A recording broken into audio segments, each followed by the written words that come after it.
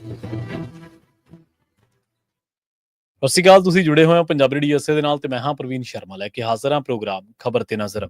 ਖਬਰ ਤੇ ਨਜ਼ਰ ਪ੍ਰੋਗਰਾਮ ਦੇ ਵਿੱਚ ਕੀ ਅਹਿਮ ਤੇ ਕਈ ਖਾਸ ਖਬਰਾਂ ਨੂੰ ਲੈ ਕੇ ਚਰਚਾ ਕਰਨ ਦੇ ਲਈ ਜੁੜ ਚੁੱਕੇ ਨੇ ਪੰਜਾਬ ਤੋਂ ਸੀਨੀਅਰ ਪੱਤਰਕਾਰ ਦੀਪਕ ਸ਼ਰਮਾ ਚਨਾਰਥਲ ਜੀ।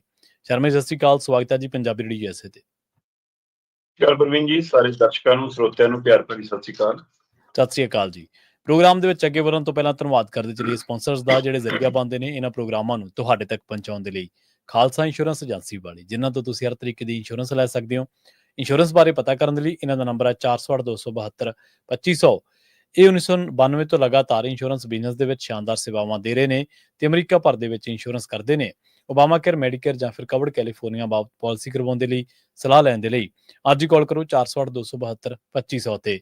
ਟਰਕੀਨ ਇਮੀਗ੍ਰੇਸ਼ਨ ਲਾ ਫਰਮ ਵਾਲੇ ਜੇ ਟਰਕੀਨਾ ਟੋਨੀ ਟਰਕੀਨਾ ਦੇ ਨਾਲ ਤੁਸੀਂ US ਇਮੀਗ੍ਰੇਸ਼ਨ ਬਾਬਤ ਕੋਈ ਵੀ ਸਲਾਹ ਕਰਨੀ ਹੈ, ਕੋਈ ਵੀ ਸਵਾਲ ਪੁੱਛਣਾ ਤੇ ਇਹਨਾਂ ਦਾ ਨੰਬਰ ਹੈ 415-909-0503। Gurdeep Singh Birdi Clovis, Mandeep Singh, Sandeep Kaur San Jose, Amrik Singh Atwal, Jarnail Singh Yuba City, Jind Kaur Anayat Kaur Bakersfield, Mahinder Singh Mahinder Kaur Mattu Yuba City ਤੇ ਜਰਨੈਲ ਸਿੰਘ ਸਿਆਟਲ ਤੋਂ। ਇਹਨਾਂ ਸਾਰੇ ਹੀ ਸਪਾਂਸਰਸ ਦਾ ਬਹੁਤ ਬਹੁਤ ਧੰਨਵਾਦ। ਤੇ ਜੇਕਰ ਤੁਸੀਂ ਵੀ ਪੰਜਾਬੀ ਰੇਡੀਓ USA ਦੇ ਇਹਨਾਂ ਪ੍ਰੋਗਰਾਮਾਂ ਨੂੰ ਸਪਾਂਸਰ ਕਰਨਾ ਚਾਹੁੰਦੇ ਹੋ ਤਾਂ ਸਟੂਡੀਓ ਦਾ ਨੰਬਰ ਹੈ 408-272-5200। ਅੱਜ ਦਾ ਇਹ ਖਬਰ ਤੇ ਨਜ਼ਰ ਪ੍ਰੋਗਰਾਮ ਸਾਲ 2025 ਦੀ 20 ਮਾਰਚ ਦਾ ਪ੍ਰੋਗਰਾਮ ਹੈ ਤੇ ਦਿਨ ਅੱਜ ਵੀਰਵਾਰ ਹੈ। ਖਬਰਾਂ ਦੀ ਸ਼ੁਰੂਆਤ ਕਰੀਏ ਅੰਦੋਲਨ ਤੋਂ, ਕਿਉਂਕਿ ਅੰਦੋਲਨ ਦੇ ਨਾਲ ਜੁੜੀ ਖਬਰ, ਅੰਦੋਲਨ ਦੇ ਨਾਲ ਜੁੜੀ ਅਪਡੇਟ ਤੋਂ ਵੱਡੀ ਪੰਜਾਬੀਆਂ ਲਈ, ਕਿਸਾਨੀ ਲਈ ਇਸ ਟਾਈਮ ਕੋਈ ਖਬਰ ਨਹੀਂ ਹੈ। ਪਰ ਕਹਿੰਦੇ ਅੰਦੋਲਨ 'ਚ ਕੌਣ ਗਏ ਸੀਗੇ? ਉੱਥੋਂ ਸਿਲੰਡਰ, ਏਸੀ ਤੇ LCDਆਂ ਚੁੱਕ ਲਿਆਏ ਜੀ। ਪਹਿਲਾਂ ਹਰਿਆਣੇ ਵਾਲੇ ਆਏ ਸੀਗੇ, ਉਹ ਕਿਸਾਨਾਂ ਦੇ ਟਾਇਰ ਹੀ ਪਾੜ ਗਏ ਸੀਗੇ, ਟਰੈਕਟਰਾਂ ਦੇ ਤੇ ਕਾਰਾਂ ਦੇ ਸ਼ੀਸ਼ੇ ਤੋੜ ਗਏ ਸੀ, ਹੋਰ ਸਮਾਨ ਖਿਲਾਰ ਗਏ ਸੀਗੇ। ਪ੍ਰਵੀਨ ਜੀ, ਪੰਜਾਬ ਸਰਕਾਰ ਦੇ ਹੁਕਮਾਂ ਤੇ ਪੰਜਾਬ ਪੁਲਿਸ ਨੇ ਜੀ ਕਿਸਾਨ ਅੰਦੋਲਨ ਨੂੰ ਚੁਕਾਉਣ ਲਈ ਜਾਂ ਇੱਕ ਸਾਜ਼ਿਸ਼ ਤੇ ਸ਼ਰਾਰਤ ਤਹਿਤ 19 ਤਰੀਕ ਵਾਲੀ ਬੈਠਕ ਦੇ ਲਈ ਆਏ ਕਿਸਾਨਾਂ ਨੂੰ ਮੋਹਾਲੀ 'ਚ ਹੀ ਰੋਕ ਕੇ ਗ੍ਰਿਫਤਾਰ ਆਗੂਆਂ ਨੂੰ ਉੱਤੇ ਗ੍ਰਿਫਤਾਰ ਕਰਨ ਤੋਂ ਬਾਅਦ ਬਿਨਾਂ ਜਰਨੈਲਾਂ ਦੀ ਫੌਜ ਨੂੰ ਭਜਾਉਣ ਦੀ ਕੋਸ਼ਿਸ਼ ਕੀਤੀ। ਤੇ ਉਸ ਕੋਸ਼ਿਸ਼ ਦੇ ਦੌਰਾਨ ਪੁਲਿਸ ਤੰਤਰ, ਵੱਡੀਆਂ ਕਰੇਨਾਂ, ਵੱਡੀਆਂ ਮਸ਼ੀਨਾਂ, ਟਰੈਕਟਰ, ਜੇ ਉਹ ਸਾਰਾ ਸਮਾਨ ਲੈ ਕੇ ਪਹੁੰਚੇ ਤੇ ਕਮਾਲ ਦਾ ਤਰੀਕਾ ਸੀਗਾ ਪੰਜਾਬ ਪੁਲਿਸ ਦਾ ਕਿ ਅਨਾਉਂਸਮੈਂਟਾਂ ਕਰ ਰਹੇ ਨੇ ਕਿ ਆਪਣੇ ਆਪ ਆ ਜਾਓ, ਬੱਸਾਂ 'ਚ ਬਹਿ ਜਾਓ, ਤੁਸੀਂ ਸਾਡੇ ਦਾਦੇ ਹੋ, ਪਿਓ ਹੋ, ਚਾਚੇ ਹੋ, ਭੈਣ ਹੋ, ਭਰਾ ਹੋ, ਮਾਤਾ ਹੋ, ਹੈਨਾ, ਪਰ ਤੁਸੀਂ 300, ਅਸੀਂ 3000 ਹਾਂ। ਇਹ ਮਤਲਬ ਪੁਲਸੀਆ ਪੂਰਾ ਆਪਣਾ ਦੱਸਿਆ। ਫਿਰ ਰਿਸ਼ਤੇ ਗਣਾਉਣ ਦੀ ਕੀ ਲੋੜ ਸੀ ਜੇ ਪੁਲਸੀਆ ਢੰਗ ਹੀ ਅਪਣਾਉਣਾ ਸੀ? ਹਾਂਜੀ ਹਾਂਜੀ, ਬਿਲਕੁਲ। ਚਲੋ, ਉਹ ਕਾਰਵਾਈ ਤੋਂ ਬਾਅਦ ਉੱਥੋਂ ਫਿਰ ਮੂੰਹ ਢੱਕ ਕੇ ਕੋਈ ਸਿਲੰਡਰ ਤੇ ਕੱਪੜਾ ਪਾ ਕੇ ਚੁੱਕੀ ਲਈ ਜਾ ਰਿਹਾ ਹੈ ਨਾ, ਕੋਈ ਆਪਣੇ ਨਾਲ ਫੀਲੇ ਜਿਹੜੇ ਲੈ ਕੇ ਆਇਆ ਉਹਨਾਂ ਨੂੰ ਕਹਿ ਰਿਹਾ ਆ ਚੱਕ ਲੈ, ਥਾਣੇ 'ਚ ਕੰਮ ਆ ਜੂਗੀ LED, ਆ ਸਿਲੰਡਰ ਉੱਥੇ ਵਰਤਾਂਗੇ। ਕੋਈ ਕੁਰਸੀਆਂ ਲੈ ਗਿਆ, ਕੋਈ AC ਲੈ ਗਿਆ, ਕੋਈ ਹੋਰ ਸਮਾਨ ਲੈ ਗਿਆ। ਮਤਲਬ ਇਹ ਅੰਦੋਲਨ ਚੁਕਾਉਣ ਆਏ ਸੀ ਜਾਂ ਸਮਾਨ ਚੱਕਣ ਆਏ ਸੀ? ਲੁੱਟ ਮਚਾਉਣ ਆਏ ਸੀ। ਸਵਾਲ ਇਹ ਹੈ। ਔਰ ਕਿੰਨੇ ਸਾਡੇ ਮੀਡੀਆ ਸਾਥੀ ਨੇ ਜਿਨ੍ਹਾਂ ਨੂੰ ਕਿਹਾ ਗਿਆ ਕਿ ਤੁਸੀਂ 3 ਕਿਲੋਮੀਟਰ ਦੂਰ ਰਹਿਣਾ, ਤੁਹਾਨੂੰ ਕਵਰ ਨਹੀਂ ਕਰਨ ਦਿਆਂਗੇ। ਤੇ ਇੱਕ ਉਹ ਮੀਡੀਆ ਅਦਾਰੇ ਵੀ ਸੀ ਜਿਨ੍ਹਾਂ ਨੂੰ ਤੁਰੰਤ ਹੁਕਮ ਚੜ੍ਹਦਾ ਸੀ ਕਿ ਹੁਣ ਆਹ ਖਬਰ ਚਲਾ ਦਿਓ, ਉਵੇਂ ਹੀ ਖਬਰ ਦਿਖਾਉਂਦੇ ਸੀ, ਉਵੇਂ ਹੀ ਚਲਾਉਂਦੇ ਸੀ। ਸੋ ਇੱਥੇ ਵੀ ਮਤਲਬ ਜ਼ਰੂਰੀ ਨਹੀਂ ਹੁੰਦਾ ਕਿ ਗੋਦੀ ਮੀਡੀਆ ਦਿੱਲੀ 'ਚ ਲੱਭੇ। ਸਹੀ, ਪੰਜਾਬ 'ਚ ਵੀ ਬਹੁਤ ਲੱਭੂਗਾ। ਬਿਲਕੁਲ ਸਹੀ ਹੈ, ਬਿਲਕੁਲ ਸਹੀ ਹੈ ਨਾ। ਉਹ ਜਿਹਦੀ ਗੋਦੀ 'ਚ ਬੈਠ ਕੇ ਤੁਸੀਂ ਉਹਦਾ ਮੀਡੀਆ ਹੋ ਗਿਆ। ਸੋ ਪੰਜਾਬ ਦੀ ਮੀਡੀਆ ਨੂੰ ਤਾਂ ਤੁਸੀਂ 3 ਕਿਲੋਮੀਟਰ ਦੂਰ ਰੱਖਿਆ, ਪਰ ਤਾਂ ਵੀ ਕਿੰਨੀ ਸੱਚਾਈ ਲੁਕੋ ਲਓਗੇ? ਅੱਜ ਦੇ ਯੁੱਗ ਦੇ ਵਿੱਚ, ਟੈਕਨੋਲੋਜੀ ਦੇ ਯੁੱਗ ਦੇ ਵਿੱਚ ਤੁਸੀਂ ਕਿਵੇਂ ਲੁਕੋ ਲਓਗੇ? ਸੋ ਸੱਚ ਬਿਲਕੁਲ ਸਭ ਦੇ ਸਾਹਮਣੇ ਹੈ।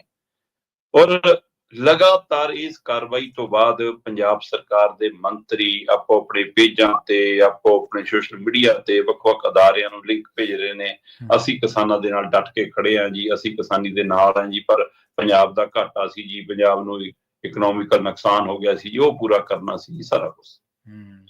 ਬਿਲਕੁਲ, ਇਕਨੋਮਿਕਸ ਨੁਕਸਾਨ ਨੂੰ ਰੋਕਣਾ ਸਰਕਾਰ ਦੀ ਜ਼ਿੰਮੇਵਾਰੀ ਹੈ, ਪਰ ਡਾਂਗ ਬਣਾਉਣਾ ਵੀ ਸਰਕਾਰਾਂ ਦੀ ਜ਼ਿੰਮੇਵਾਰੀ ਹੁੰਦੀ ਹੈ। ਸਹੀ, ਬਿਲਕੁਲ ਸਹੀ ਹੈ। ਕੀ ਸਰਕਾਰਾਂ ਇਸ ਮਸਲੇ ਨੂੰ ਟੈਕਲ ਨਹੀਂ ਕਰ ਸਕਦੀਆਂ ਸੀ? ਨਾਲੇ ਚਲੋ ਆਪਾਂ ਕਹੀਏ ਕਿ ਬਾਹਰਲਾ ਬੰਦਾ ਹੋਵੇ, ਜਿਹਨੂੰ ਸਮਝ ਨਾ ਹੋਵੇ, ਉਹਨੂੰ ਤਾਂ ਨਹੀਂ ਪਤਾ ਹੁੰਦਾ ਕਿਸਾਨੀ ਮਸਲਿਆਂ ਦਾ। ਜਿਹੜਾ ਕਹਿੰਦਾ ਮੈਂ ਤਾਂ ਖੇਤੀ ਕਰਦਾ ਰਿਹਾ, ਉਹਨੂੰ ਵੱਧ ਖੇਤ ਜਾਂਦਾ ਰਿਹਾ, ਹਨਾ, ਉਹਨੂੰ ਤਾਂ ਪਤਾ ਹੋਣਾ ਚਾਹੀਦਾ ਸੀ। ਸਹੀ ਹੈ ਜੀ। ਮਤਲਬ ਸਧਾਰਨ ਮਾਸਟਰ ਦਾ ਮੁੰਡਾ ਜਿਹੜਾ ਕਹਿੰਦਾ ਮੈਨੂੰ ਸਾਰਾ ਪਤਾ, ਤੇ ਇਸ ਲਈ ਜਿਹੜਾ ਕਹਿੰਦਾ ਮੈਂ ਮੰਡੀਆਂ 'ਚ ਵੀ ਸੁੱਤਾ, ਤੇ ਉਹ ਕਿਉਂ ਨਹੀਂ ਫਿਰ ਇਸ ਮਸਲੇ ਨੂੰ ਹੱਲ ਕਰ ਪਾਇਆ? ਦੂਸਰੇ ਪਾਸੇ ਜੇ ਤੁਸੀਂ ਕਿਸਾਨਾਂ ਦੇ ਨਾਲ ਖੜੇ ਸੀ, ਫਿਰ ਉਧਰ ਉਸੇ ਸੇਮ ਟਾਈਮ ਹੂੰ ਹੂੰ ਉਹੀ 19 ਤਰੀਕ ਦੀ ਸ਼ਾਮ ਦੀ 7 ਵਜੇ ਤੋਂ ਬਾਅਦ ਦਾ ਸਮਾਂ ਲਗਭਗ 8 ਵਜੇ ਦੇ ਨੇੜੇ ਤੇੜੇ ਹੂੰ ਖਨੌਰੀ ਸ਼ੰਭੂ ਤੇ ਕਾਰਵਾਈ ਹੋ ਰਹੀ ਆ। ਠੀਕ ਉਸੇ ਸਮੇਂ 8 ਵਜੇ ਬੀਬੀ ਤਾਜੀ ਆਮ ਆਦਮੀ ਪਾਰਟੀ 'ਚ ਗਈ ਆ, ਕਹਿੰਦੇ ਨਵਾਂ ਗਿਆ ਬੰਦਾ ਜ਼ਿਆਦੇ ਕਰਦਾ ਫਿਰ ਹਾਂਜੀ ਹੈਂ। ਤੇ ਉਹ ਬੀਬੀ ਨੇ ਕਹਿੰਦੇ ਇੱਕ ਮਹਿਫਲ ਸਜਾਈ, ਇੱਕ ਹੈਨਾ ਗੀਤਾਂ ਗਜ਼ਲਾਂ ਦੀ, ਤੇ ਉਹਦੇ ਵਿੱਚ ਗੁਰਮੀਤ ਖੁੱਡੀਆਂ ਵੀ, ਉਹਦੇ ਵਿੱਚ ਹਰਪਾਲ ਚੀਮਾ ਵੀ, ਤੇ ਉਹਦੇ ਵਿੱਚ ਉਸੇ ਸਮੇਂ ਵਿਧਾਨ ਸਭਾ ਸਪੀਕਰ ਕੁਲਤਾਰ ਸੰਧਵਾ ਵੀ ਮਹਿਫਲ ਦਾ ਆਨੰਦ ਮਾਣ ਰਹੇ ਨੇ। ਕਈ ਐਮਐਲਏ ਵੀ ਬੈਠੇ ਦੇਖੇ ਗਏ ਉਹ 'ਚ। ਸੋ ਫਿਰ ਤੁਸੀਂ ਉਹ ਘੱਟੋ ਘੱਟ ਉਸ ਦਿਨ ਸਕਰੀਨਾਂ ਤੋਂ ਦੂਰ ਰਹਿ ਲੈਂਦੇ, ਉਸ ਦਿਨ ਟੀਵੀ ਤੋਂ ਦੂਰ ਰਹਿ ਲੈਂਦੇ, ਉਸ ਦਿਨ ਨਾਚ ਗਾਣੇ ਤੋਂ ਦੂਰ ਰਹਿ ਲੈਂਦੇ। ਸਹੀ ਬਿਲਕੁਲ। ਜੇ ਸੱਚਮੁੱਚ ਤੁਹਾਨੂੰ ਤੁਹਾਡੇ ਦੁੱਖ ਤਾਂ ਹੁੰਦਾ, ਤੁਹਾਡੇ ਚਿਹਰੇ ਤੇ ਸ਼ਿਕਰ ਨਾ ਹੁੰਦੀ ਕਿ ਠੀਕ ਹੈ। ਹਾਂ, ਜਾਂ ਫਿਰ ਭਾਈ ਇਹ ਆ, ਕੱਲ ਹਮੀਰ ਸਿੰਘ ਟਿੱਪਣੀ ਕਰ ਰਹੇ ਸੀ, ਉਹ ਕਹਿੰਦੇ ਕਿ ਹੋ ਸਕਦਾ ਕਿ ਮੰਤਰੀ ਵਿਚਾਰੇ ਮੁੱਖ ਮੰਤਰੀ ਨੂੰ ਨਾ ਪਤਾ ਹੋਵੇ ਕਿ ਕਾਰਵਾਈ ਇਹ ਹੋਣੀ। ਚਲਾ ਕੌਣ ਰਿਹਾ ਪੰਜਾਬ? ਜੀ ਬਿਲਕੁਲ ਸਹੀ ਹੈ, ਬਿਲਕੁਲ ਸਹੀ ਹੈ। ਆਪਾਂ 2 ਦਿਨ ਪਹਿਲਾਂ ਇਸੇ ਮਾਧਿਅਮ ਤੇ ਆਪਾਂ ਗੱਲ ਕੀਤੀ ਸੀ ਕਿ ਲੁਧਿਆਣਾ ਦੇ ਵਿੱਚ ਵਪਾਰੀਆਂ ਨਾਲ ਗੱਲ ਕਰਦਿਆਂ ਅਰਵਿੰਦ ਕੇਜਰੀਵਾਲ ਇੰਜ ਬੋਲ ਰਿਹਾ ਸੀ ਜਿਵੇਂ ਪੰਜਾਬ ਦਾ ਮੁੱਖ ਮੰਤਰੀ ਬੋਲ ਰਿਹਾ। ਸਹੀ ਬਿਲਕੁਲ ਸਹੀ ਆਪਾਂ ਕੀਤੀ ਸੀ। ਤੇ ਉਹਦੀਆਂ ਉਹ 2 ਸਤਰਾਂ ਗੌਰ ਕਰੋ, ਜੀ ਚੋਂ ਕਹਿੰਦਾ ਹੈ ਕਿ ਨਸ਼ਿਆਂ ਦੇ ਮਾਮਲੇ ਦੇ ਵਿੱਚ ਬਲਡੋਜ਼ਰ ਚੱਲ ਗਿਆ, ਘਰ ਢਾਹ ਤੇ ਐਂ ਕਰਤਾ, ਪੁਲਿਸ ਨੇ ਗੈਂਗਸਟਰਾਂ ਤੇ ਕਾਰਵਾਈ ਕਰਤੀ, ਅਭੀ ਤੋਂ ਟ੍ਰੇਲਰ ਹੈ, ਫਿਲਮ ਬਾਕੀ ਹੈ। ਉਹ ਕਿਹੜੀ ਫਿਲਮ ਦੀ ਗੱਲ ਕਰ ਰਹੇ? ਕੀ ਉਹ ਇਹੀ ਫਿਲਮ ਸੀ ਸ਼ੰਭੂ ਔਰ ਖਨੌਰੀ ਵਾਲੀ ਦਿਖਾਉਣੀ ਸੀ? ਸਹੀ ਬਿਲਕੁਲ ਸਹੀ। ਇਹ ਫਿਲਮ ਸੀ, ਇਹ ਹੁਕਮ ਕੀ ਕੇਜਰੀਵਾਲ ਨੇ ਦਿੱਤੇ ਨੇ? ਦੂਸਰੇ ਪਾਸੇ ਜੀ ਜੇ ਇਸੇ ਹੁਕਮਾਂ ਨੂੰ ਆਧਾਰ ਬਣਾ ਕੇ ਚੱਲਣਾ ਹੈ, ਆਪਾਂ ਪਹਿਲਾਂ ਕਰਦੇ ਰਹੇ ਹਾਂ ਗੱਲ ਪ੍ਰਵੀਨ ਜੀ ਕਿ ਪੱਕੇ ਤੌਰ ਤੇ ਇੱਥੇ ਡੇਰੇ ਲਾਉਣਾ ਚਾਹੁੰਦਾ ਹੈ ਅਰਵਿੰਦ ਕੇਜਰੀਵਾਲ ਜੀ, ਇੱਥੋਂ ਬੈਠ ਕੇ ਚਲਾਉਣਾ ਚਾਹੁੰਦਾ। ਤਦ ਕਈ ਮਿੱਤਰ ਸੱਜਣ ਸਾਡੇ ਸਵਾਲ ਕਰਦੇ ਸੀ ਕਿ ਐਂ ਥੋੜਾ ਹੁੰਦਾ। ਮੈਨੂੰ ਦੱਸ ਦਿਓ, ਜਿਸ ਦਿਨ ਦੇ ਦਿੱਲੀ ਦੇ ਨਤੀਜੇ ਆਏ ਨੇ ਉਸ ਦਿਨ ਦਾ ਅਰਵਿੰਦ ਕੇਜਰੀਵਾਲ ਕਿੱਥੇ ਨਜ਼ਰ ਆਉਂਦਾ? ਸਹੀ ਸੀ, ਬਿਲਕੁਲ ਸਹੀ। ਤੇ ਜਿੱਦਣ ਦਾ ਉਹ ਇੱਥੇ ਆਇਆ ਉਦਣ ਦੇ ਪੰਜਾਬ ਦੇ ਹਾਲਾਤ ਕੀ ਨੇ? ਅਚਾਨਕ ਸਾਰਾ ਕੁਝ ਕਿਵੇਂ 15-20 ਦਿਨਾਂ ਛੱਲ ਹੋ ਗਈ। ਸਾਰਾ ਪੰਜਾਬ ਏਦਾਂ ਕੰਬ ਰਿਹਾ ਜਿਵੇਂ ਹਰ ਪਲ ਭੁਚਾਲ ਆ ਰਿਹਾ। ਸਹੀ ਹਰ ਪਲ ਕੋਈ ਕਿਤੇ ਨਾ ਕਿਤੇ ਇਹੋ ਜਿਹੀ ਖਬਰ, ਵੀਡੀਓ, ਤਸਵੀਰ ਸਾਹਮਣੇ ਆ ਰਹੀ ਹੈ। ਚਾਹੇ ਉਹ ਹਿਮਾਚਲ ਦੇ ਬਾਰਡਰ ਵਾਲੇ ਮਸਲੇ ਹੋਣ, ਚਾਹੇ ਇੱਧਰ ਵਾਲੇ ਮਸਲੇ ਹੋਣ, ਚਾਹੇ ਉੱਧਰ ਵਾਲੇ ਮਸਲੇ ਹੋਣ, ਚਾਹੇ ਕਿਸਾਨੀ ਮਸਲੇ ਹੋਣ, ਚਾਹੇ ਬਲਡੋਜ਼ਰ ਕਲਚਰ ਹੋਵੇ, ਚਾਹੇ ਇਨਕਾਊਂਟਰ ਕਲਚਰ ਹੋਵੇ, ਚਾਹੇ ਕਰਨਲ ਹੋਵੇ ਤੇ ਚਾਹੇ ਜਰਨਲ ਹੋਵੇ, ਸਾਰਾ ਕੁਝ ਕੀ ਖਿਲਾਰਾ। ਪੂਰਾ ਪੰਜਾਬ ਤੁਸੀਂ ਖਿਲਾਰ ਕੇ ਰੱਖਤਾ। ਫਿਰ ਜੇ ਕੇਜਰੀਵਾਲ ਨਹੀਂ ਚਲਾ ਰਿਹਾ, ਜੇ ਕੇਜਰੀਵਾਲ ਹੁਕਮ ਨਹੀਂ ਦੇ ਰਿਹਾ, ਤਾਂ ਫਿਰ ਕਿਹੜੇ ਅਧਿਕਾਰ ਨਾਲ ਜਿਹੜੇ ਉਦਘਾਟਨੀ ਬੋਰਡ ਨੇ ਉਹਨਾਂ ਤੇ ਵੀ ਉਹਦਾ ਨਾਮ ਲਿਖਿਆ ਜਾ ਰਿਹਾ? ਪਹਿਲਾਂ ਤਾਂ ਸਿਰਫ ਮੁੱਖ ਮਹਿਮਾਨ ਵਾਲੇ ਬੋਰਡਾਂ ਤੇ ਨਾਮ ਹੁੰਦਾ ਸੀ। ਹਾਂਜੀ ਬਿਲਕੁਲ। ਸਮਾਗਮ ਦਾ ਮੁੱਖ ਮਹਿਮਾਨ ਅਰਵਿੰਦ ਕੇਜਰੀਵਾਲ। ਹੁਣ ਵਿਕਾਸ ਕਾਰਜਾਂ ਦੇ ਨੀਂਹ ਪੱਥਰਾਂ ਦੇ ਉਦਘਾਟਨੀ ਪੱਥਰਾਂ ਦੇ ਉੱਤੇ ਵੀ ਅਰਵਿੰਦ ਕੇਜਰੀਵਾਲ ਦਾ ਨਾਮ। ਭਗਵੰਤ ਮਾਨ ਨੇ ਐਮਪੀ ਲੈਂਡ ਫੰਡ ਚੋਂ ਕੋਈ ਕੰਮ ਕਰਾਇਆ ਜੀ, ਤੇ ਉਹਦੀ ਵੀਡੀਓ ਬਹੁਤ ਚੱਲ ਰਹੀ ਆ ਅੱਜ। ਉਹਨੂੰ ਪਿੰਡ ਵਾਲਿਆਂ ਨੇ, ਇਲਾਕੇ ਵਾਲਿਆਂ ਨੇ ਕਿਹਾ ਕਿ ਤੁਹਾਡੇ ਪੈਸੇ ਜੋ ਹੀ ਕੰਮ ਹੋਇਆ ਤੁਸੀਂ ਆ ਕੇ ਉਦਘਾਟਨ ਕਰਿਓ, ਅਸੀਂ ਪੱਥਰ ਲਾਉਣਾ ਜੀ। ਕਹਿੰਦਾ ਨਾ, ਮੈਂ ਕੀ ਕੀਤਾ? ਤੁਹਾਡਾ ਪੈਸਾ ਸੀ, ਟੈਕਸ ਵਾਲਾ ਪੈਸਾ ਸੀ, ਤੁਹਾਡਾ ਪੈਸਾ ਤੁਹਾਡੇ ਤੇ ਲੱਗ ਗਿਆ। ਜਿਹੜੇ ਰਾਜ ਮਿਸਤਰੀ ਨੇ ਕੰਮ ਕੀਤਾ ਹੈ ਉਹਦਾ ਨਾਂ ਲਿਖੋ, ਜਿਹੜੇ ਮਜ਼ਦੂਰਾਂ ਨੇ ਕੰਮ ਕੀਤਾ ਉਹਦਾ ਨਾਂ ਲਿਖੋ। ਜੀ ਹੁਣ ਉਦਘਾਟਨ ਵਾਲੇ ਪੱਥਰ ਤੋਂ ਕੱਲ ਕੇਜਰੀਵਾਲ ਪਰਦਾ ਹਟਾ ਰਿਹਾ ਸੀ ਤੇ ਭਗਵੰਤ ਮਾਨ ਦੇ ਨਾਲ ਕੇਜਰੀਵਾਲ ਦਾ ਨਾਮ ਮੋਟਾ ਕਰਕੇ ਲਿਖਿਆ ਸੀ। ਹੁਣ ਉਹ ਰਾਜ ਮਿਸਤਰੀ ਸੀਗਾ, ਉਹ 'ਚ ਤਸਲੇ ਫੜਾ ਰਿਹਾ ਸੀ। ਕਿਉਂ ਲਿਖਿਆ ਉਹਦਾ ਨਾਂ? ਕਿਹੜਾ ਉਹਦੇ ਕੋਲ ਪੰਜਾਬ 'ਚ? ਕਿਹਨੇ ਚੁਣਿਆ ਉਹਨੂੰ? ਸੋ ਪੰਜਾਬ ਦੇ ਸਰਕਾਰੀ ਕੰਮਾਂ 'ਚ ਤੁਸੀਂ ਬੈਨਰਾਂ ਤੋਂ ਲੈ ਕੇ, ਬੋਰਡਾਂ ਤੋਂ ਲੈ ਕੇ ਪੱਥਰਾਂ ਤੱਕ ਆ ਗਏ। ਤੇ ਫਿਰ ਪੰਜਾਬ ਨੂੰ ਮੁੱਖ ਮੰਤਰੀ ਭਗਵੰਤ ਮਾਨ ਚਲਾ ਰਿਹਾ, ਉਹਦੇ ਮੰਤਰੀ ਚਲਾ ਰਹੇ ਨੇ ਜਾਂ ਕੇਜਰੀਵਾਲ ਚਲਾ ਰਿਹਾ? ਕਿਹਦੇ ਹੁਕਮਾਂ ਤੇ ਕਾਰਵਾਈ ਹੋਈ ਹੈ? ਤੇ ਇਹ ਕਿਹਨੂੰ ਸੂਟ ਕਰਦੀ ਹੈ? ਕਿਹਦੇ ਲਈ ਖੇਡ ਰਹੇ ਹੋ ਤੁਸੀਂ ਹੁਣ ਸਾਰੇ? ਜੀ ਸਹੀ ਹੈ, ਬਿਲਕੁਲ। ਇਹ ਸਵਾਲ ਵੱਡੇ ਹੋ ਗਏ ਨੇ। ਗਏ ਸੀ ਅੰਦੋਲਨ ਚੁਕਾਉਣ, ਤੇ ਸਮਾਨ ਚੱਕਣ ਤੇ ਆ ਗਏ, ਤੇ ਇਹ ਸਮਾਨ ਤੁਸੀਂ ਕਿਹਦੇ ਲਈ ਵਰਤਣਾ, ਕਿੱਥੇ ਵਰਤਣਾ, ਉਹ ਸੰਕੇਤਕ ਤੌਰ ਤੇ ਵੀ ਸਮਝ ਆਉਂਦਾ, ਉਹ ਸੰਵਿਧਾਨਕ ਤੌਰ ਤੇ ਵੀ ਹੁਣ ਸਮਝ ਆਉਣ ਲੱਗ ਪਿਆ। ਹਾਂਜੀ ਬਿਲਕੁਲ। ਤੇ ਉਧਰ ਕਹਿੰਦੇ ਚਰਚਾ ਇਸ ਟਾਈਮ ਇਹ ਵੀ ਵੱਡੀ ਹੈ ਸ਼ਰਮਾ ਜੀ ਕਿ ਪੂਰਾ ਪੰਜਾਬ ਹੀ ਜਿਹੜਾ ਉਹ ਅੰਦੋਲਨ ਦੀ ਧਰਤੀ ਬਣ ਗਿਆ ਜੀ ਹੁਣ। ਇਹੀ ਤਾਂ ਸਵਾਲ ਹੁੰਦਾ ਪ੍ਰਵੀਨ ਜੀ, ਕੀ ਮੁੱਖ ਮੰਤਰੀ ਭਗਵੰਤ ਮਾਨ, ਕੀ ਉਹਦੀ ਕੈਬਨਿਟ, ਕੀ ਉਹਦੇ ਸਾਥੀ ਇਸ ਗੱਲ ਤੋਂ ਜਾਣੂ ਨਹੀਂ ਹੈਗੇ ਕਿ ਇੰਜ ਤੁਸੀਂ ਡੱਕ ਕੇ ਡੰਡੇ ਦੇ ਜ਼ੋਰ ਤੇ ਉਹਨਾਂ ਨੂੰ ਅੰਦਰ ਬਿਠਾ ਲਓਗੇ? ਜੀ ਆਪਾਂ ਲਗਾਤਾਰ ਗੱਲ ਕਰਦੇ ਆ ਰਹੇ ਹਾਂ ਕਿ ਇੱਕੋ ਧਿਰ ਹੈ ਜਿਹੜੀ ਬੋਲਦੀ ਹੈ। ਬਿਲਕੁਲ ਬਿਲਕੁਲ। ਮੈਂ ਕਹਿੰਦਾ ਲੱਖ ਕਮੀਆਂ ਨੇ ਉਹਨਾਂ 'ਚ, ਲੱਖ ਮਸਲੇ ਆ ਉਹਨਾਂ ਦੇ ਕਿ ਹਾਂ ਜੀ ਉਹ ਜਥੇਬੰਦੀਆਂ ਦੇ ਫੰਡ ਦੇ ਨਾਂ ਦੇ ਉੱਤੇ ਜੀ ਸਮਝੌਤੇ ਕਰਕੇ ਆ ਲੈਂਦੀਆਂ, ਬਾਹ ਲੈਂਦੀਆਂ। ਮੈਂ ਕਿਹਾ 10 ਚੋਂ ਮੈਂ ਇਹ ਵੀ ਕਹਿੰਦਾ ਚਲ 8 ਮਾੜੀਆਂ, ਹਾਂਜੀ, ਤੇ ਜੇ 2 ਚੰਗੀਆਂ ਵੀ ਨੇ, ਪਰ ਤਾਂ ਵੀ ਉਹ ਪੰਜਾਬ ਦੇ ਮੁੱਦਿਆਂ ਤੇ ਜਾਂ ਕਿਸਾਨੀ ਮੁੱਦਿਆਂ ਤੇ ਬੋਲਦੀਆਂ, ਖੜਦੀਆਂ, ਲੜਦੀਆਂ, ਸਰਕਾਰਾਂ ਨੂੰ ਸਵਾਲ ਕਰਦੀਆਂ ਦਿਖਦੀਆਂ।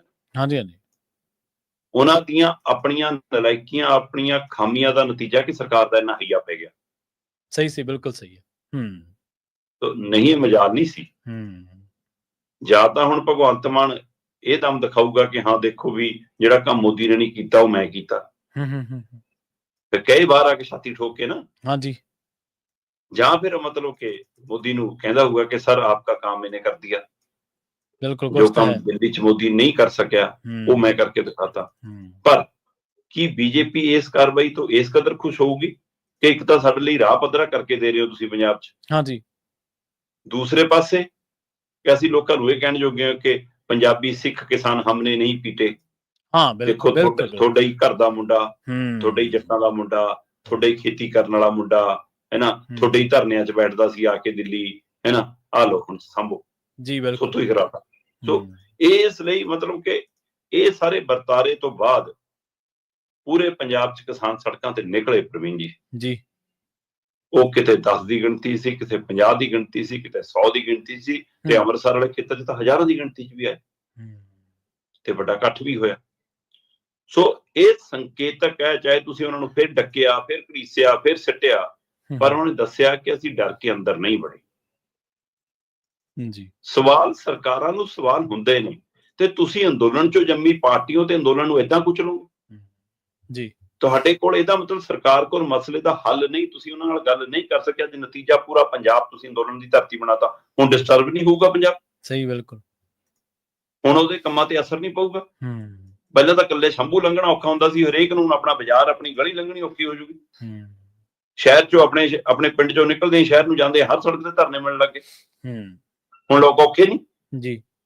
ਜਾਂ ਤੁਸੀਂ ਚਾਹੁੰਦੇ ਹੀ ਇਹ ਸੀ ਕਿ ਪੂਰੇ ਪੰਜਾਬ 'ਚ ਕਿਸਾਨਾਂ ਦਾ ਟਕਰਾਅ ਵਧੇ, ਪੂਰੇ ਪੰਜਾਬ ਦੇ ਲੋਕ ਆਪਸ 'ਚ ਲੜਨ ਭਿੜਨ, ਤੇ ਇਹਦੇ ਵਿੱਚੋਂ ਲੁਧਿਆਣਾ ਤਾਂ ਜਿੱਤ ਜਾਓਗੇ ਲੋਕ। ਥੱਲੇ ਅੱਜ ਮੈਂ ਕਮੈਂਟ ਪੜ੍ਹ ਰਿਹਾ ਸੀਗਾ ਵੱਖ-ਵੱਖ ਪੋਸਟਾਂ ਦੇ ਉੱਤੇ, ਅਗਲੇ ਕਹਿੰਦੇ ਕਿ ਤੁਸੀਂ ਲੁਧਿਆਣਾ ਤਾਂ ਜਿੱਤ ਜਾਓਗੇ, ਫਿਰ ਬਾਕੀ ਪੰਜਾਬ ਕੀ ਕਰੋਗੇ ਕੱਲ ਨੂੰ?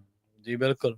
ਪਹਿਲਾਂ ਹੀ ਤੁਹਾਡੇ MLA, ਮੰਤਰੀ, ਸੰਤਰੀ ਪਿੰਡਾਂ 'ਚ ਜਾਣ ਜੋਗੇ ਨਹੀਂ, ਤੇ ਹੁਣ ਦੁਬਾਰਾ ਕਿਵੇਂ ਜਾਓਗੇ?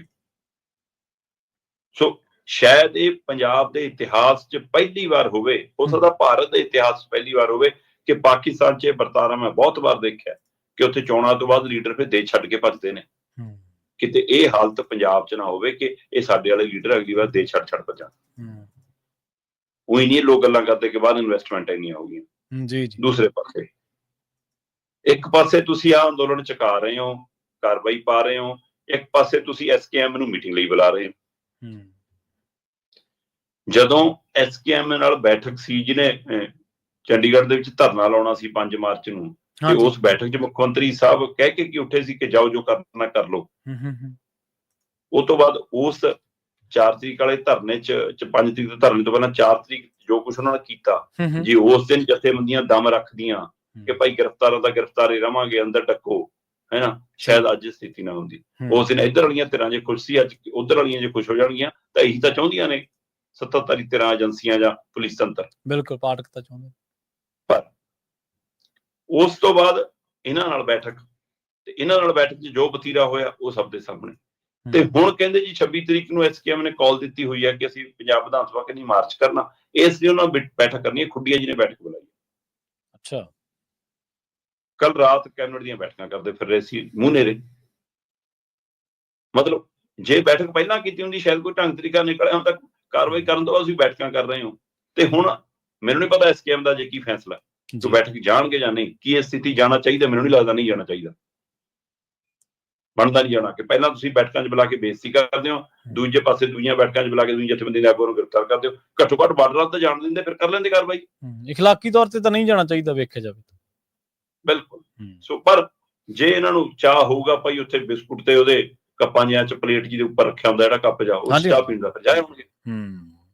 ਤੋ ਦੇਖਦੇ ਹਾਂ ਅੱਜ ਸ਼ਾਮ ਨੂੰ ਸੱਦਿਆ 4 ਵਜੇ ਪੰਜਾਬ ਭਵਨ ਦੇ ਵਿੱਚ ਗੁਰਮੀਤ ਖੁੱਡੀਆਂ ਹੋਰਾਂ ਨੇ ਕਿ ਆਜੋ ਜੀ ਉਸ ਮਸਲੇ ਤੇ ਗੱਲ ਕਰ ਲਈਏ। ਅਗਰਾਹਾਂ ਹੋਰਾਂ ਦੀ ਚਿੱਠੀ ਵੀ ਤੇ SKM ਜਿਹੜਾ ਪੰਜਾਬ ਚੈਪਟਰ ਆ ਉਹਦੇ ਹਵਾਲੇ ਨਾਲ ਕਾਫੀ ਚਿੱਠੀਆਂ ਘੁੰਮ ਰਹੀਆਂ ਨੇ। ਸੋ ਇਹਦੇ ਉੱਤੇ ਵੀ ਨਜ਼ਰ ਹੋਊਗੀ। ਪਰ ਅੱਜ ਪੂਰੇ ਪੰਜਾਬ 'ਚ ਅੰਦੋਲਨ ਨੇ, ਪੂਰੇ ਪੰਜਾਬ 'ਚ ਹਰ ਥਾਂ ਧਰਨੇ ਮੁਜ਼ਾਹਰੇ ਨੇ। ਕਿਸਾਨ ਬਾਹਰ ਆਉਂਦੇ ਨੇ, ਪੁਲਿਸ ਚੱਕ ਕੇ ਲੈ ਜਾਂਦੀ ਹੈ, ਫਿਰ ਹੋਰ ਬਾਹਰ ਆ ਜਾਂਦੇ ਨੇ, ਫਿਰ ਚੱਕ ਕੇ ਲੈ ਜਾਂਦੀ ਹੈ। ਸੋ ਇਹ ਟਕਰਾਅ ਵਾਲੀ ਸਥਿਤੀ ਪੂਰੇ ਪੰਜਾਬ 'ਚ ਬਣ ਗਈ ਹੈ। ਸ਼ੰਭੂ ਖਨੌਰੀ ਦਾ ਰਾਹ ਤਾਂ ਖੁਲਾ ਲਿਆ, ਕਹਿੰਦੇ ਜੀ 13 ਮਹੀਨਿਆਂ ਬਾਅਦ ਰਾਹ ਖੁੱਲ ਗਿਆ, ਹਨਾ।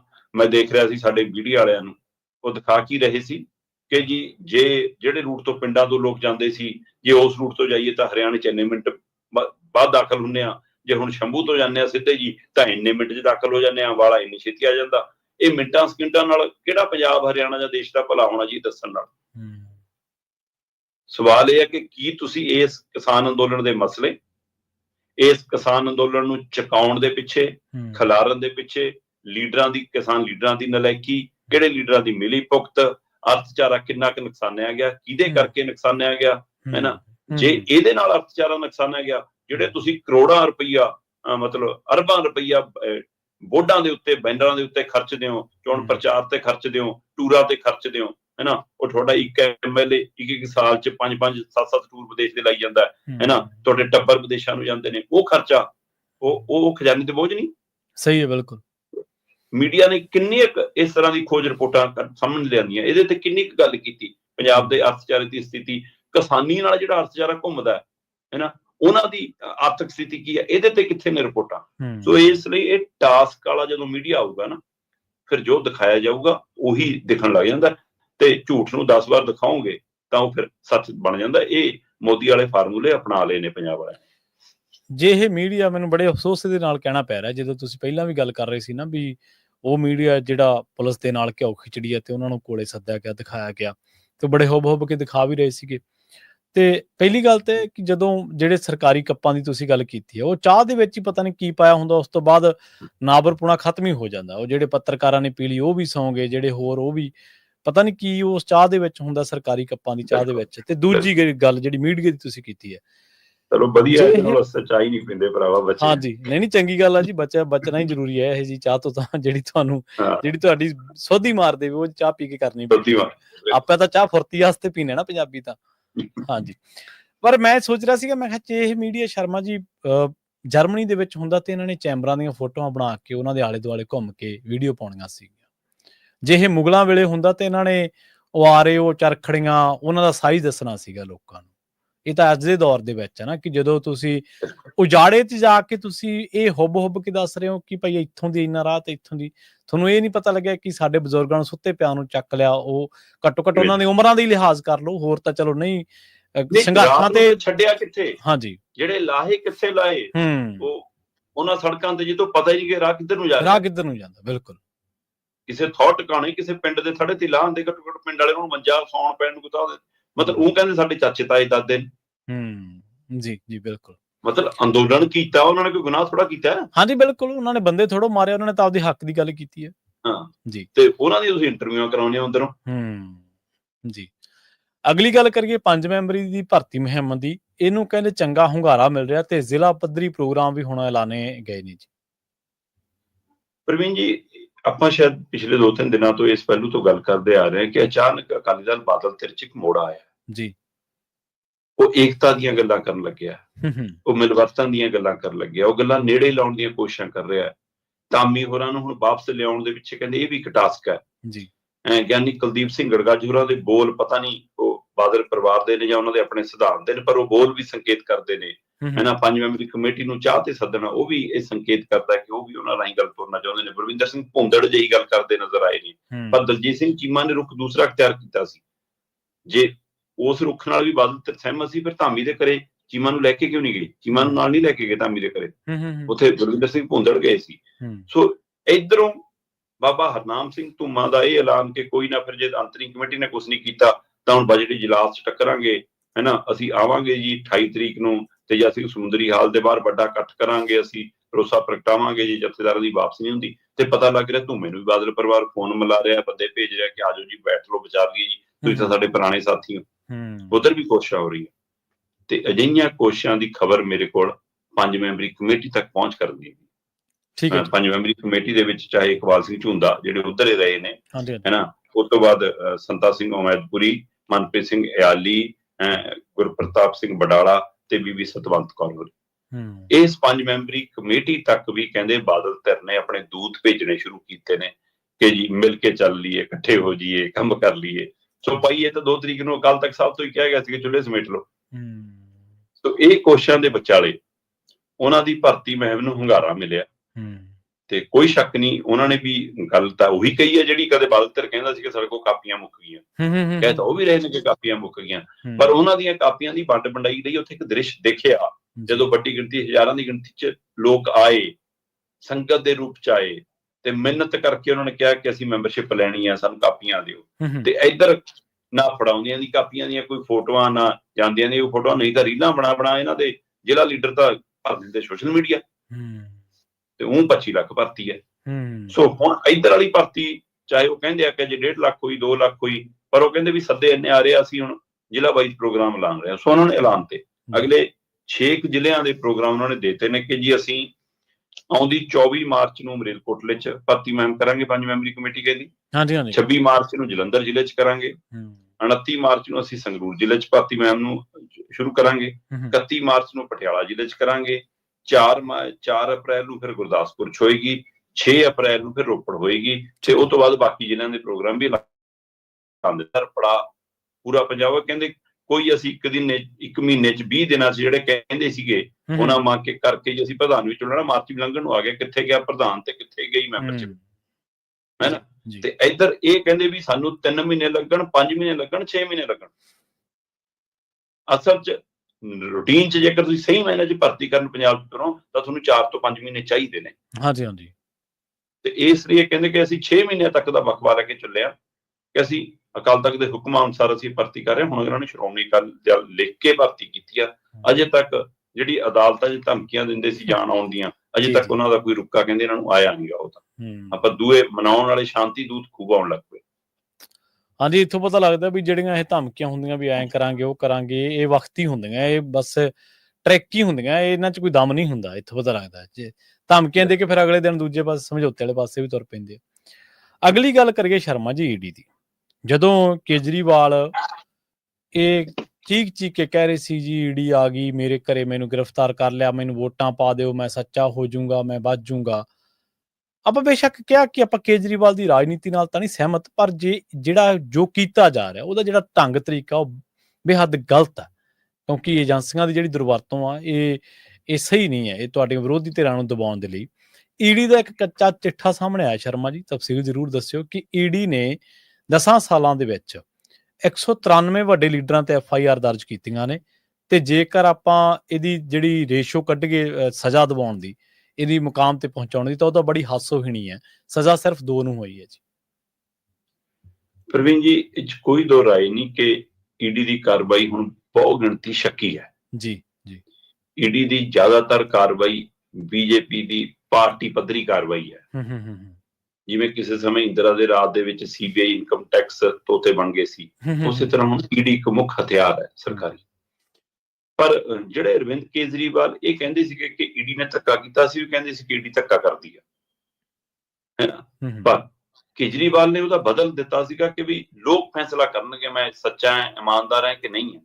ਤੇ ਲੋਕਾਂ ਨੇ ਫੈਸਲਾ ਕਰਤਾ ਨਾ, ਹੁਣ ਮੰਨੋ ਨਾ ਕਿ ਹਾਂ ਭਾਈ ਮੈਂ ਤਾਂ ਠੱਗ ਚੋਰ ਸਾਬਤ ਕਰਤਾ ਲੋਕਾਂ ਨੇ। ਸਹੀ ਬਿਲਕੁਲ। ਉਹ ਕਹਿੰਦੇ ਸੀ ਨਾ ਲੋਕ ਕਚਹਿਰੀ ਫੈਸਲਾ ਕਰੂਗੀ, ਤੇ ਲੋਕ ਕਚਹਿਰੀ ਤਾਂ ਹਰਾਤਾ। ਜੀ ਤੁਹਾਨੂੰ ਵੀ ਹਰਾਤਾ, ਤੁਹਾਡੀ ਪਾਰਟੀ ਨੂੰ ਵੀ ਹਰਾਤਾ। ਤੇ ਫਿਰ ਤੁਸੀਂ ਲਾਂਭੇ ਹੋ ਜਾਣਾ। ਹੁਣ ਪੰਜਾਬ ਨੂੰ ਕਿਉਂ ਉਸੇ ਪੱਠੀ ਝੋਕ ਰਹੇ? ਜੀ ਸਹੀ ਹੈ।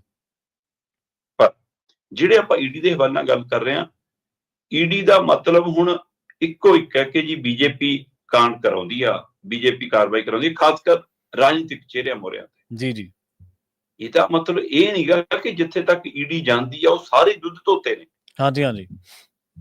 ਪਰ ਜੇ ਉਹ ਈਡੀ ਦੀ ਕਾਰਵਾਈ ਤੋਂ ਬਾਅਦ ਬੀਜੇਪੀ ਵਾਲੇ ਪਾਲੇ ਚ ਆ ਜਾਣ, ਫਿਰ ਉਹ ਬਿਲਕੁਲ ਦੁੱਧ ਧੋਤੇ ਹੋ ਜਾਂਦੇ ਨੇ। ਤੇ ਜੋ ਨਹੀਂ ਆਉਂਦੇ ਫਿਰ ਉਹਨਾਂ ਨੂੰ ਘੜੀਸ ਕੇ ਘੜੀਸਿਆ ਜਾਂਦਾ। ਜੇ ਆਪਾਂ ਪੰਜਾਬ ਦੀ ਉਹ ਗੱਲ ਦੇਖੀਏ, ਮਤਲਬ ਭਾਰਤ ਭੂਸ਼ਣ ਆਸ਼ੂ, ਸਾਧੂ ਸਿੰਘ ਧਰਮਸੋਤ, ਸੁਖਪਾਲ ਖਹਿਰਾ, ਇਹ ਜੇ ਕਿੰਨੇ ਹੀ ਨਾਮ ਨੇ ਜਿਹੜੇ ਈਡੀ ਦੇ ਨਿਸ਼ਾਨੇ ਤੇ ਨੇ, ਹੈ ਨਾ। ਤੇ ਪਰ ਨਾ ਤਾਂ ਗੱਲ ਤੁਸੀਂ ਤਣ ਪੱਤਣ ਲਾਉਂਦੇ ਹੋ, ਨਾ ਤੁਸੀਂ ਉਸ ਨੂੰ ਛੱਡਦੇ ਹੋ, ਤੇ ਨਾ ਤੁਸੀਂ ਪੂਰੀ ਤਰ੍ਹਾਂ ਸਿਰੇ ਲਾਉਂਦੇ ਹੋ। ਮੈਂ ਦੇਖ ਰਿਹਾ ਸੀਗਾ ਕਿ ਭਾਰਤ ਦੀ ਸੰਸਦ ਦੇ ਵਿੱਚ ਬਜਟ ਸੈਸ਼ਨ ਚੱਲ ਰਿਹਾ। ਉਹ ਸੈਸ਼ਨ ਦੇ ਦੌਰਾਨ ਇੱਕ ਸਵਾਲ ਆਇਆ ਕਿ ਜੀ ਆਹ ਦੱਸਿਓ ਜੀ ਕਿ ਈਡੀ ਦੀ ਕਾਰਵਾਈ ਦੇ ਕੀ ਅੰਕੜੇ ਨੇ।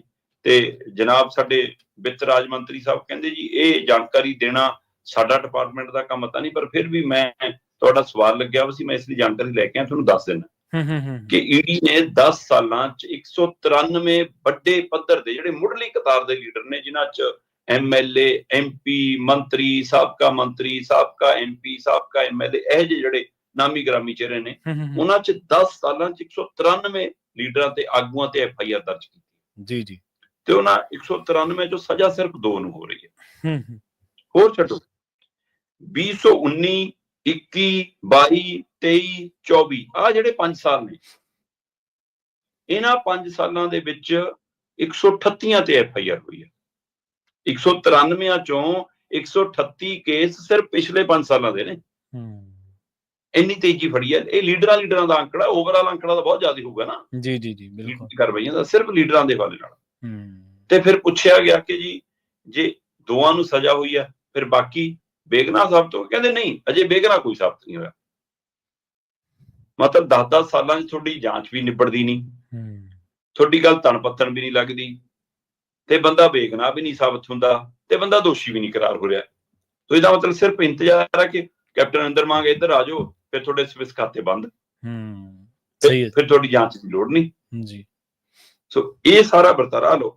2015-16 ਚ 10 ਲੀਡਰਾਂ ਦੇ ਉੱਤੇ FIR ਹੁੰਦੀ ਹੈ, 2016-17 ਚ 14 ਲੀਡਰਾਂ ਤੇ FIR ਹੁੰਦੀ ਹੈ, 2017-18 ਚ 7 ਲੀਡਰਾਂ ਤੇ FIR ਹੁੰਦੀ ਹੈ, 2018-19 ਦੇ ਵਿੱਚ 11 ਲੀਡਰਾਂ ਤੇ ਕਾਰਵਾਈ ਹੁੰਦੀ ਹੈ, 2019-20 ਚ ਸਿੱਧੀ ਇਹ ਗਿਣਤੀ 26 ਤੇ ਚਲੀ ਗਈ, 2020-21 ਦੇ ਵਿੱਚ ਗਿਣਤੀ ਸਿੱਧੀ 27 ਤੇ ਚਲੀ ਗਈ ਜੀ ਜੀ, 2021-22 ਚ ਗਿਣਤੀ ਫਿਰ 26 ਤੇ ਗਈ, 22-23 ਚ ਇਹ ਗਿਣਤੀ ਫਿਰ 32 ਤੇ ਗਈ ਹੈ ਨਾ, 23-24 ਦੇ ਵਿੱਚ ਇਹ ਗਿਣਤੀ ਫਿਰ 27 ਤੇ ਗਈ ਜੀ, ਤੇ 24 ਦਾ ਇਹ ਫਰਵਰੀ ਤੱਕ ਦਾ ਅੰਕੜਾ ਹੈ।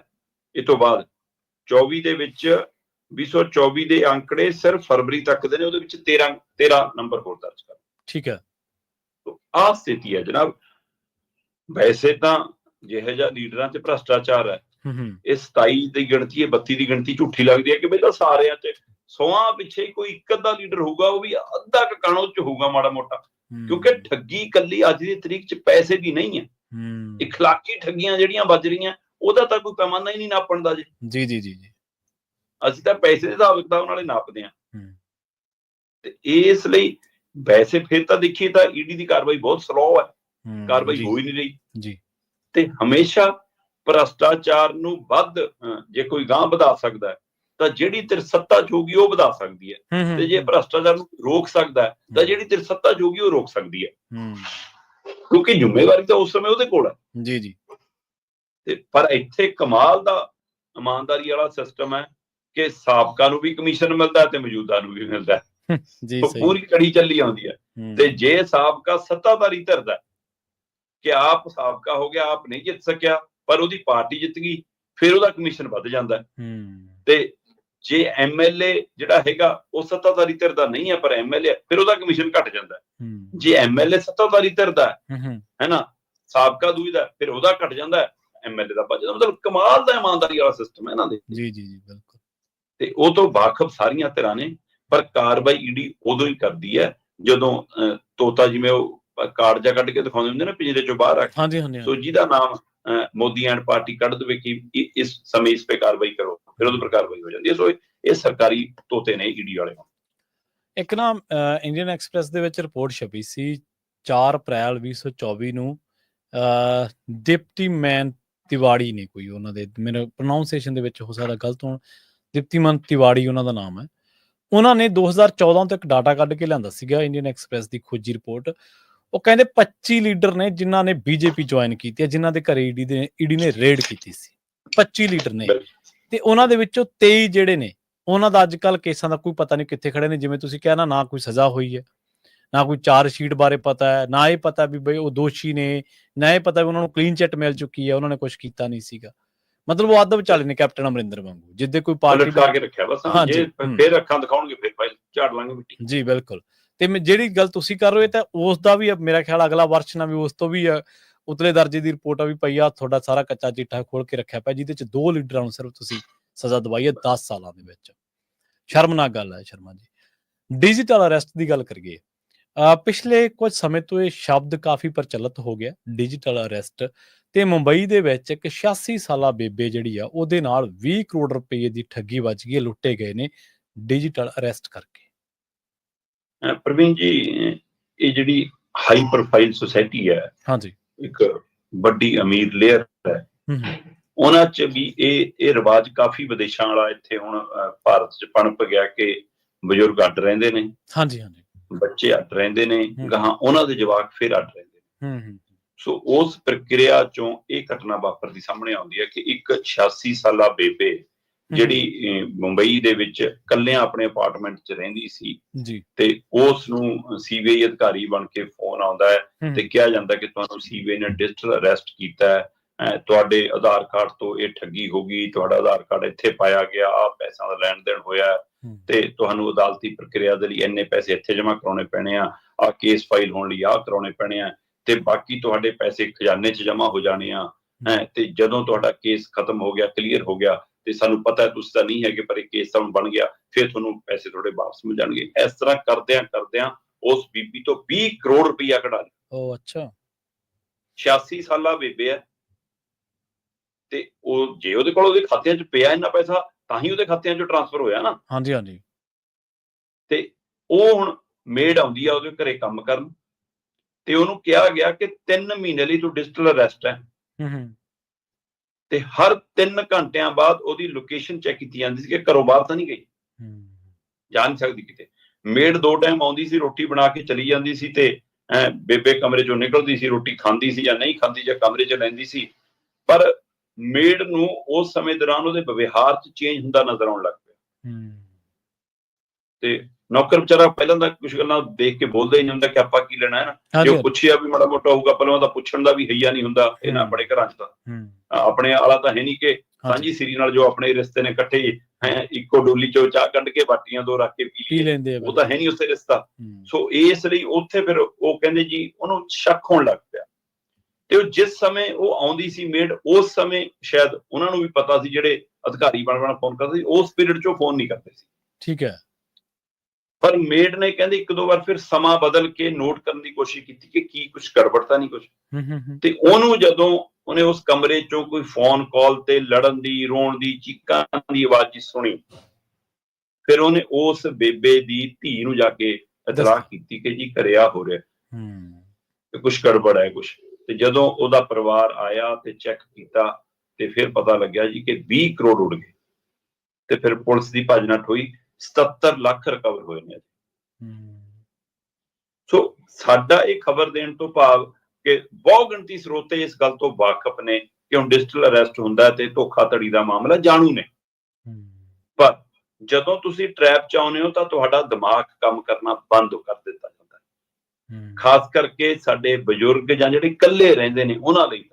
ਸੋ ਇਹ ਖਬਰ ਸਾਡਾ ਸਾਂਝੀ ਕਰਨ ਦਾ ਮਕਸਦ ਖਾਸ ਕਰ ਆਪਣੇ NRI ਭਰਾਵਾਂ ਲਈ, ਭੈਣਾਂ ਲਈ ਇਹ ਹੈ ਕਿ ਆਪਣੇ ਪਿੱਛੇ ਜਿਹੜੇ ਪਰਿਵਾਰ ਨੇ ਨਾ, ਉਹਨਾਂ ਨੂੰ ਜ਼ਰੂਰ ਇਤਲਾਹ ਕਰੋ ਕਿ ਭਾਈ ਜੇਕਰ ਇਹੋ ਜਿਹੀ ਕੋਈ ਸਥਿਤੀ ਆਵੇ ਤਾਂ ਫੋਨ ਕੱਟ ਕੇ ਬਾਹਰ ਆਓ ਤੇ ਆਪਣੇ ਪਰਿਵਾਰ ਨੂੰ ਜਾਣੂ ਕਰਾਓ, ਆਪਣੇ ਨੇੜਿਆਂ ਨੂੰ ਜਾਣੂ ਕਰਾਓ, ਨਹੀਂ ਤਾਂ ਕੁਝ ਵੀ ਸੰਭਵ ਹੈ। ਜੀ ਬਿਲਕੁਲ ਬਿਲਕੁਲ। ਸ਼ਰਮਾ ਜੀ, ਇਹਨਾਂ ਖਾਸ ਖਬਰਾਂ ਤੇ ਖਾਸ ਜਾਣਕਾਰੀਆਂ ਦੇ ਲਈ ਤੁਹਾਡਾ ਬਹੁਤ ਬਹੁਤ ਧੰਨਵਾਦ ਜੀ। ਬਹੁਤ ਸ਼ੁਕਰੀਆ।